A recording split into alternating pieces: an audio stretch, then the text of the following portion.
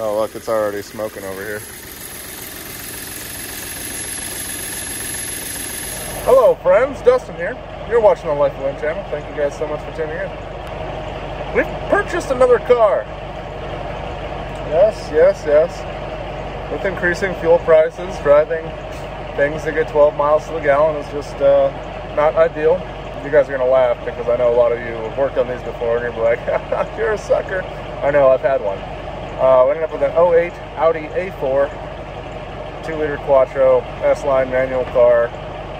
Pretty nice looking, looks like it's been well cared for. We'll see though. And right now I'm at the auction yard.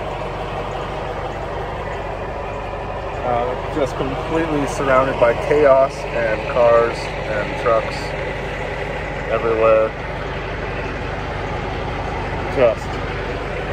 It's nuts here. So I'm waiting to get loaded out right now and see what it's like when it gets here. If you guys have ever been to one of these salvage auctions, it's insane.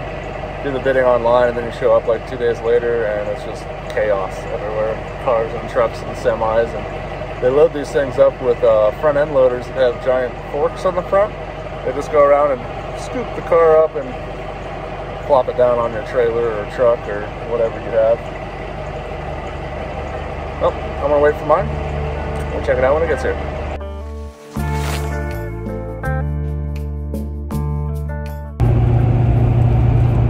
Good news, got the car loaded up. Pretty much a mess, took an hour and a half. That's pretty common at these auction houses. But I got it strapped up and I've been driving for a little over 2 hours now.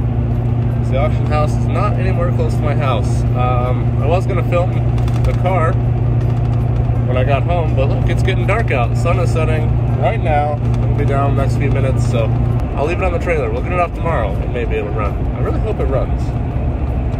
You just never know what you're gonna get when you're buying stuff online with 10 photos. You can kind of see it back there.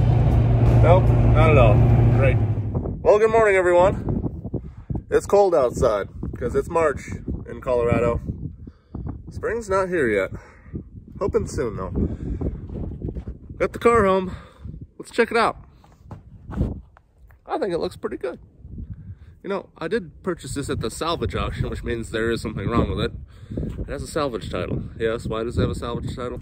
Because they had a little scuff here. So just, you know, a little minor thing, but it is on this rear quarter, so you'd have to cut that out to replace it. Pretty minor. It's the only thing I've seen cosmetically so far. Let's dig into this thing, see if it even runs. Da-da-da-da. German stuff. You got your pink coolant. You got a huge AGM battery.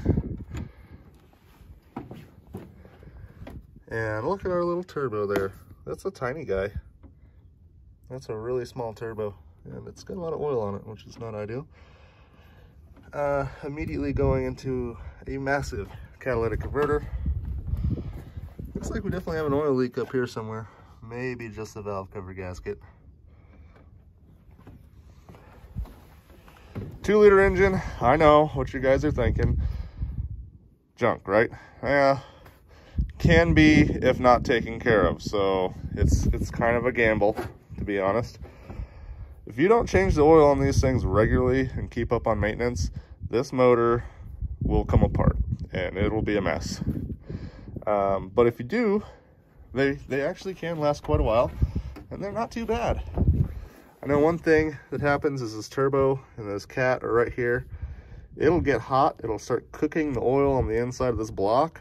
Then it starts gumming up the passages and then all of a sudden you don't have enough oil and then parts start exiting the block at its nearest location. So you don't want that. Hopefully we have one that has oil in it.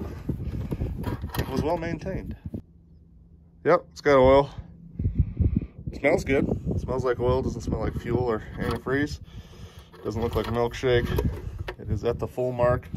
Coolant is clean and full. I like to see if you can see the top of the engine by taking the oil cap off. Oh, that's pretty clean in there, guys. Normally you start getting some varnishing and it starts turning brown. Pretty dang good down there. So manual trans, we don't have a transmission dipstick. Those fluids are full, that fluid's full. She's got oil, brake fluid, some in there. All right, I think we're a go to see if it fires up. Normally the batteries are completely dead because they've spent the last 4 months sitting at an auction lot waiting to be put out for bid. Oh, I heard a fuel pump. How much fuel is in this thing? Service. That's normal. Just enough to start it, which is great. That means we can fill it up with fresh fuel. Oh, battery's dead. Well, good news is lights are blinking, stuff's happening. Just need a little bit more juice. No big deal, because I also have a new jump starter I want to try out. If you guys remember, a few months back I was trying to start the bus with a jump starter that GooLoo, a company, had sent me, and I wasn't super impressed with it. Yes, we did eventually get the bus started with it, but it had a really tiny little button on the side that big fingers don't push in. You have to get like a pen to push it in and to enable the boost. And then you only have like 10 seconds to start your vehicle after you press that button. I thought it was a pretty horrible design, and I told them that. And they came out with a new one and said it's much, much better. So here's the GooLoo 3000. Looks nicer. It's bigger. That's a plus. It says this can jumpstart up to an 8-liter diesel or a 10-liter gas engine. That's just impressive. Turn it on. Oh yeah, that's cool. Clamps seem nice. Already way more impressed compared to the last one. Is it on? It says ready. I just hit the boost button. Okay. There we go. Fired right up. Sounds like it's got just a little bit of a misfire. You can kind of see it. So, sounds like it's got a lot of a misfire now. Let's check for blow-by. Oh, it doesn't like that. These are those fancy closed loop vacuum systems, you know. Gotta be sealed up tight, otherwise they don't run right.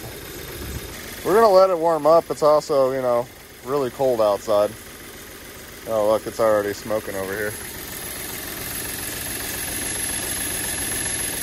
I'm gonna take it for a little drive and see if we can coax it back to life with some hard driving.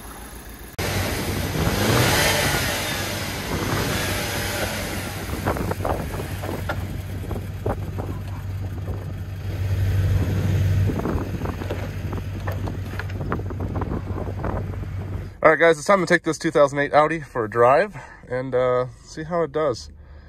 Check engine lights on. Pulling it off the trailer, it really feels like we have a solid misfire on one of the cylinders, but it's almost out of fuel, and the fuel that's in there is 4+ months old. I don't know how much. I know it's at least 4. So we're gonna run up to the fuel station, put a splash of gas in it. We're gonna have to do some diagnosing. Oh yeah, listen to that. That was for sure a misfire.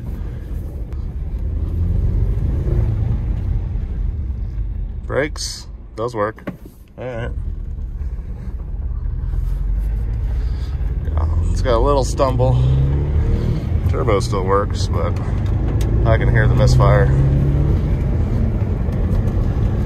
Also, holding a camera while shifting a manual is interesting. You gotta let go of the steering wheel. It's a lot of trust in a car you just picked up from a salvage auction.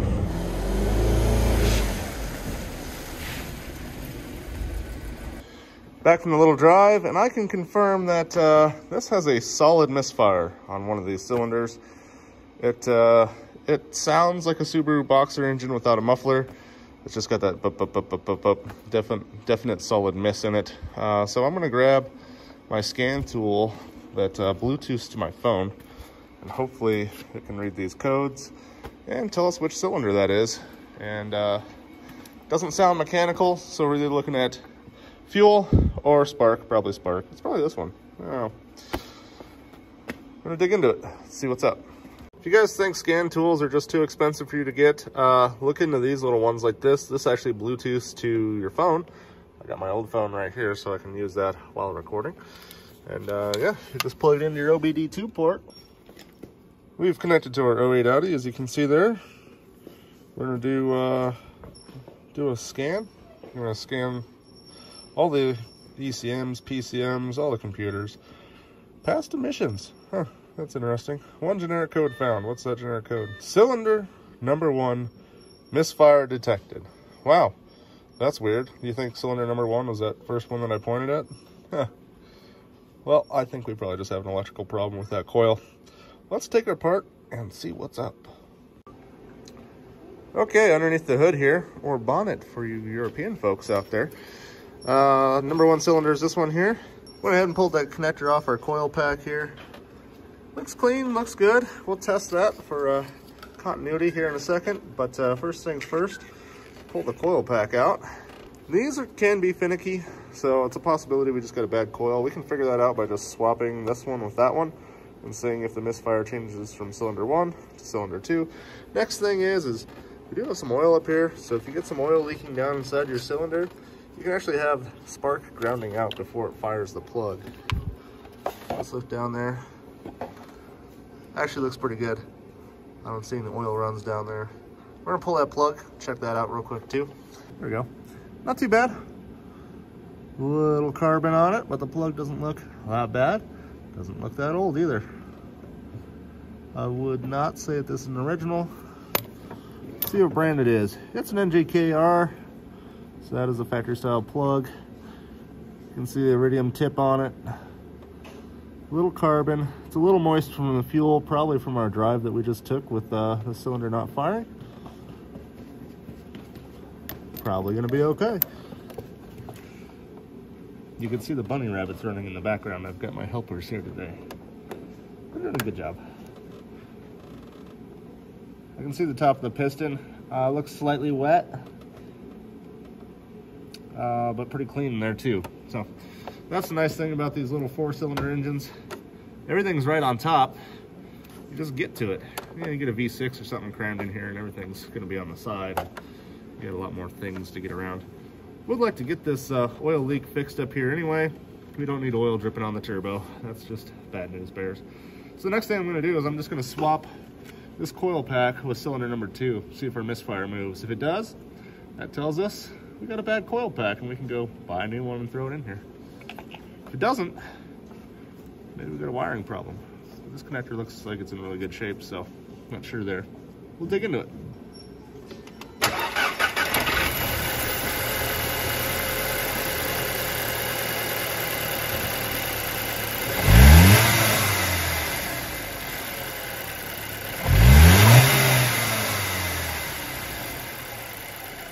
Well, that's the oddest thing. Our misfire has completely gone away. I just checked the computer and I have 0 misfires now.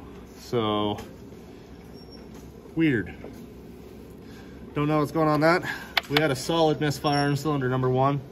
We swapped these coil packs. I was expecting cylinder number 2 to start having that misfire. It no longer does. So, maybe we just had a little ground connection issue with one of these coil packs. And when I took that connection apart, it cleaned it up.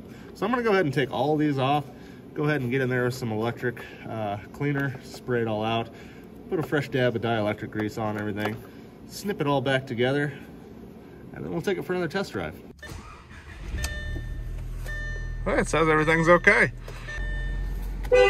Horn works. P.S. guys, I got an update coming up on the shop. You'll be real happy with that. Should be in the next few days. Just barely above idle, smooth. Gotten rid of that thumpity thump boxer type noise that it had.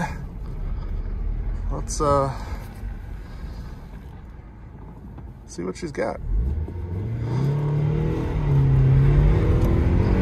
Pulls hard. Yikes. Oh my goodness. Much better. Much better. Wow. This is a quick little 4-cylinder.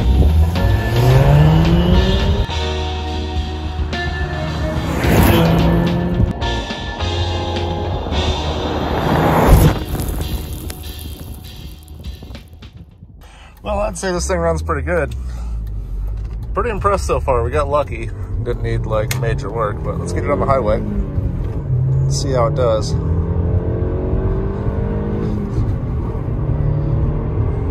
Pretty good. I mean, it's not fast, but for a big sedan with a 4-cylinder in it, it's not bad. It feels pretty good. Like the manual transmission. We got a 6-speed in here. I'll take it for a little bit of drive and we'll sum up today. It's all-wheel drive, so it won't exactly do a burnout, but will it spin all 4 tires? Let's find out.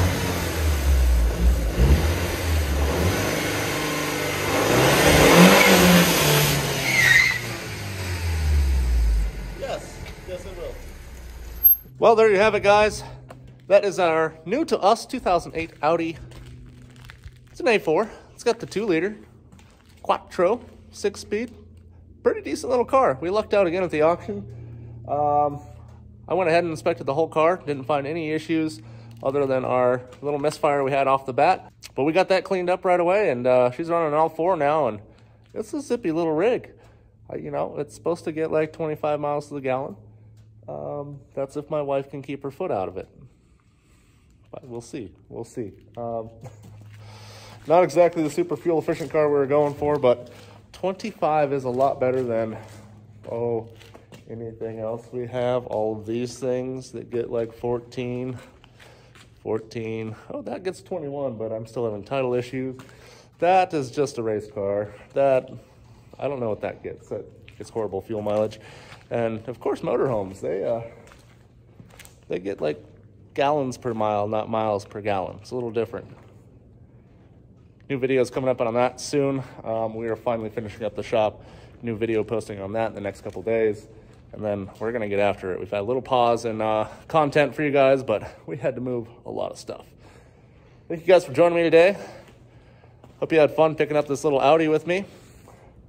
And what did we pay for this car? $2,900 at the salvage auction. Not bad considering how straight it is. Usually $2,900 gets you something that's a little bit more wrecked or is completely covered in hail.